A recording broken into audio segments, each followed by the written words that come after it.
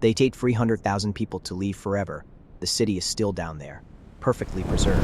In 1985, an entire town went underwater, and nobody came back. Across the world, entire communities, churches, schools, graveyards, whole streets of ordinary lives were swallowed by rising water. Not floods, not disasters, choices.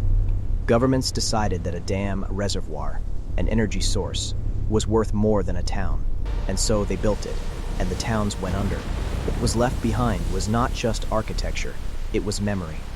Furniture still in kitchens, wedding photos on walls that would never see sunlight again, streets where children played, now home to fish. Tonight we visit 3 of those towns. 3 communities sacrificed in the name of progress, and we ask, what does it mean when the place you came from simply ceases to exist? In 1959, the Chinese government began filling a valley in Zhejiang province. It would create one of the country's most scenic lakes, Xiandao Lake, the Lake of 1,000 Islands.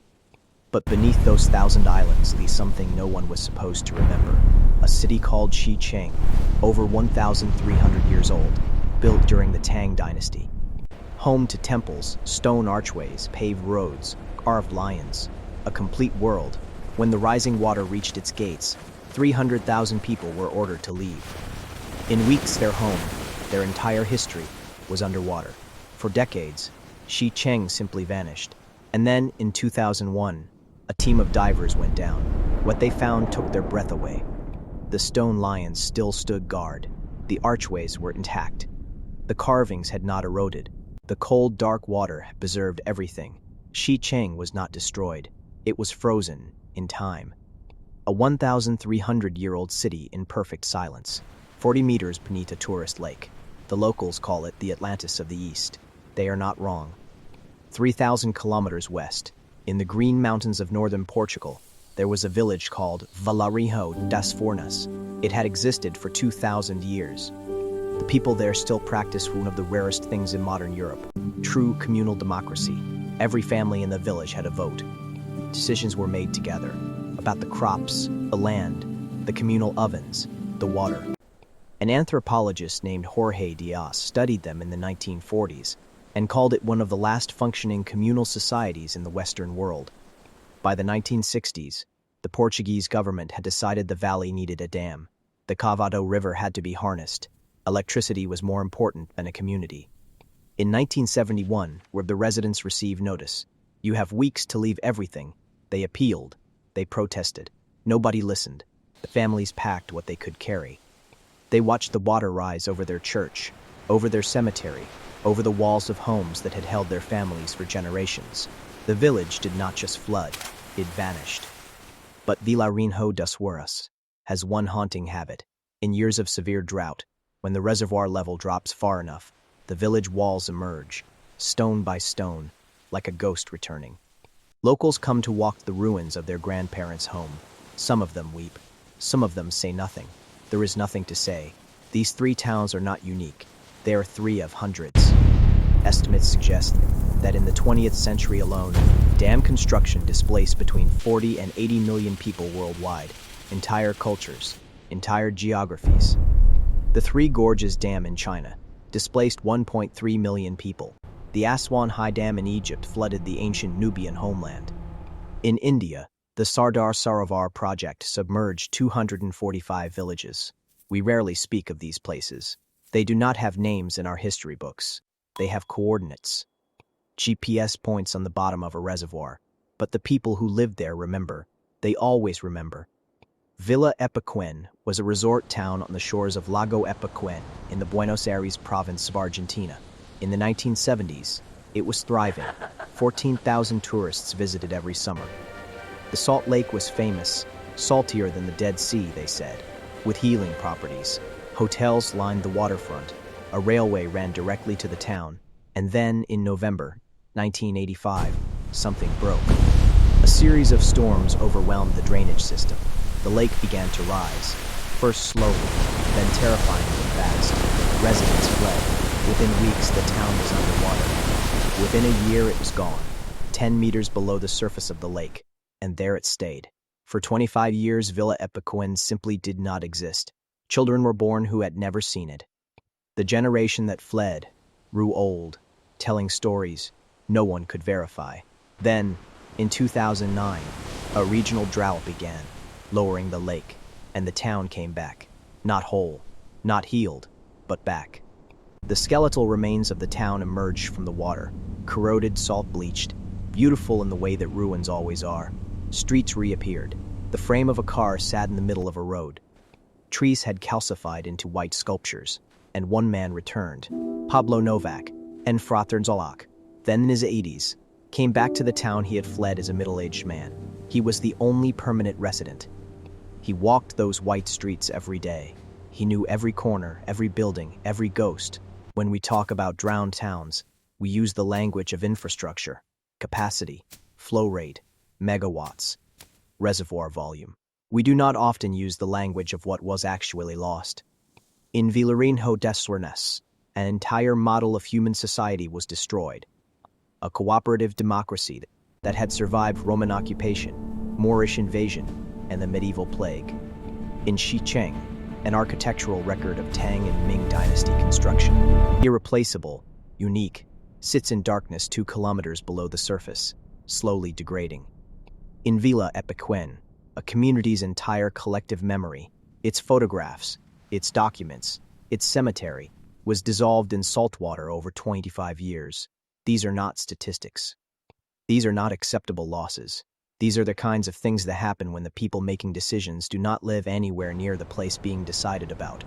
And here is the uncomfortable truth that makes these stories feel urgent right now, in the year we are living in. The era of governments flooding towns on purpose may be slowing, but the era of towns disappearing underwater is not. Sea level rise does not ask for permission. It does not send a letter giving you weeks to evacuate.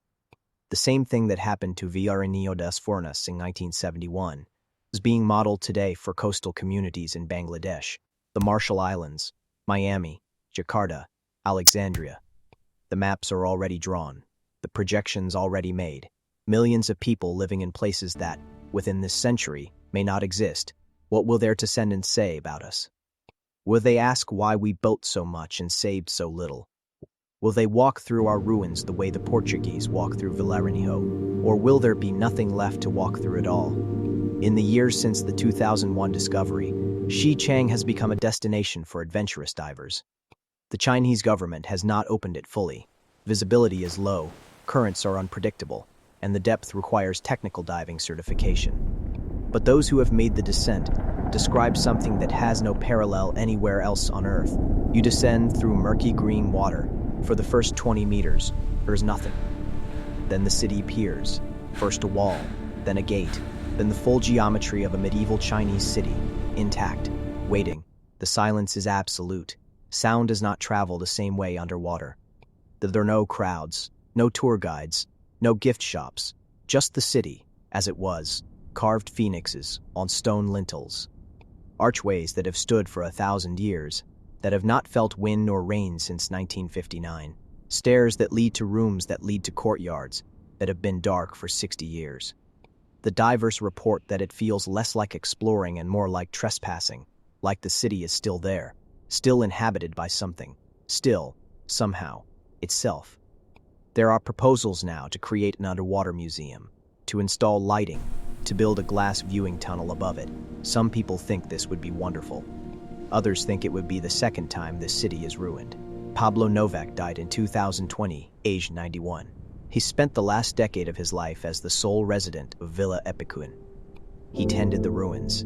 He received journalists who came from around the world. He showed them the house of the pharmacist, the frame of the bus that never left, the crumbled wall of a hotel where families had once danced on Saturday nights.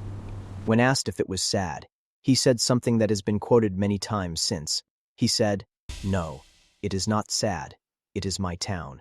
It is still my town." What Pablo understood, that perhaps only the dispossessed truly understand, is that a place is not its buildings. It is not its streets or its walls or its rooftops. A place is the relationship between people and land that no water can dissolve. Vila Epecuén flooded. Vila Epecuén came back. Pablo Novak never left. Because he was carrying it with him the whole time. The people of Vilarinho des Furnas were given a kind of memorial that no government intended. Whenever Portugal suffers severe drought, the reservoir drops, and the village returns. The walls emerge, 2, 3, 4 meters above the waterline, gray stone glistening with algae and memory. The descendants of the evicted families come. They climb over the rubble. They find the wall of the house they heard described so many times, the church doorway, the communal threshing floor where decisions were made by vote, and the way they had been made for centuries. There is a museum now in the nearby town of Vilarinho. It holds the belongings the family salvaged: tools, photographs, furniture, documents, Jorge Dias anthropological records, preserved in an archive. But the village itself, the living, breathing, arguing communal village, that is gone. It exists now only in the stories the old people tell, and in the cold dark of the reservoir, waiting for the next drought to call it back to the surface. We lose places every day. To development, to neglect, to time. But there is something specific and irreversible about a town that goes underwater, because it is not gone, it is just below, just out of reach.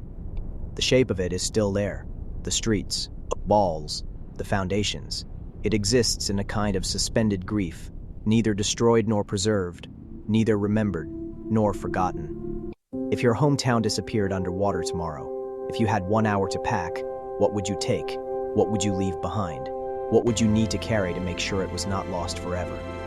Think about that, and then think about the people who did not get an hour. They got a letter, and they had to leave anyway.